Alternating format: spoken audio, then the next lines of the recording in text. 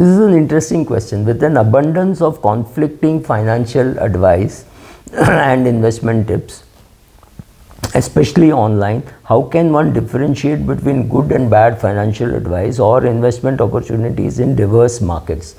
I really don't know, and I don't know any regulator who has been able to do anything in any part of the world, right? So whether it is US, UK, France, Pakistan, I don't think people have come out with any great solution. So so will India have a solution? Will the regulator have a solution? No. Do I have a solution? Yes. I don't watch any of the stuff which is available.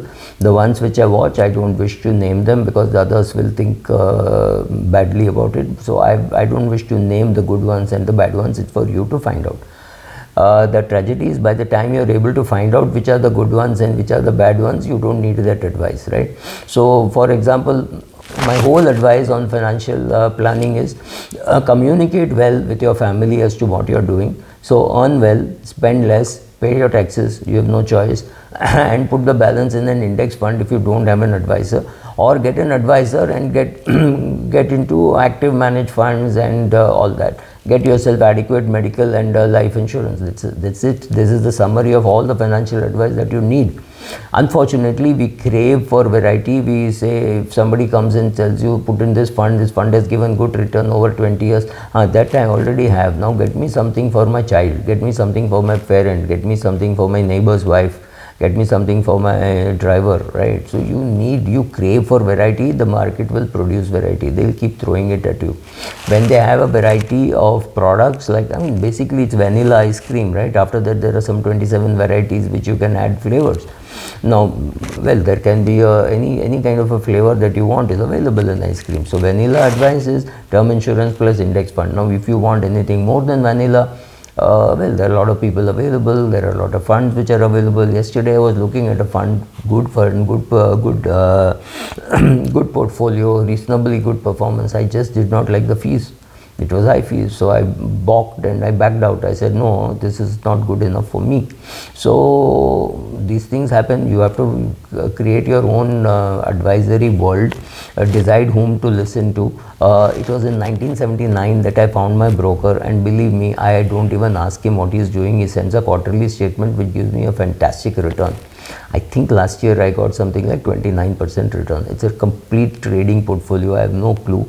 In fact, once in a while I tell him, boss, this is not fair. You should at least tell me what you're buying. Then he names 3 companies which I have not heard of. So for me, it doesn't really matter. Complete total trust. He handles my brokerage account. He handles my demat account, and he just sends me a quarterly statement. And I sometimes have to say, boss, I need to pay advance check, so please send me the statement. And all this trading is not in my account, so it's in my wife's account. So my own money is only in investment, and these investments, many videos I have made for 20, 30 years, 40 years. So that's what I do. But who is a good advisor? I don't know. Today I found one advisor had made a video on the rise and fall of Saurabh Mukherjee and Marcellus. Well, there are people who are willing to judge a fund manager in 3 months, in 3 years, whatever. I take a long time. I'm pretty lazy. I think that it was in 2004 or 2005. As soon as Naren had joined ICICI Prudential, I put money in iPro Discovery. I have no clue what the NAV was at that time. I have no clue what is the NAV at this point in time. Occasionally my daughter sees her statement and says, this fund is doing very well. That's it. So for people to give advice is very simple, one breath away. I can give you advice. I can tell you come and visit my channel. I can do workshops around the country, but how will you know whether I am good or whether somebody who can do a video on the rise and fall of so and so, is that a better video? I can assure you he will get 10 lakh hits on that, and I will get 10,000 on this. So question is, what can you even do with good advice? Even assuming I give the best advice, how many people will see it? How many people will hear it? How many people will implement it? And how many people will be thankful that they implemented it? That's not for me to judge, right? That's for you to judge. It's for you to read. It's for you to watch videos and decide which is good and which is bad. It is very difficult for me to say anything simply because, but I think I have a very simple thing. Trace the money. See how this person has made the money. Has this person made money by conducting workshops? Has this person made money by managing money? Has this person made money for himself himself by investing in the equity markets, right? So if he has done those things, then he is a better person than a person who is just read and is talking to you, right? It's like when you need business advice, you're a businessman, then you don't go to a minister, go to a king, because the king has to hear the minister and implement, right?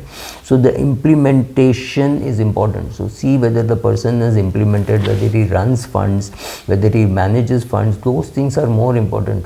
Just reading books and making videos is easy. You have to decide what is good for you, right? It's not for me to decide. Thank you.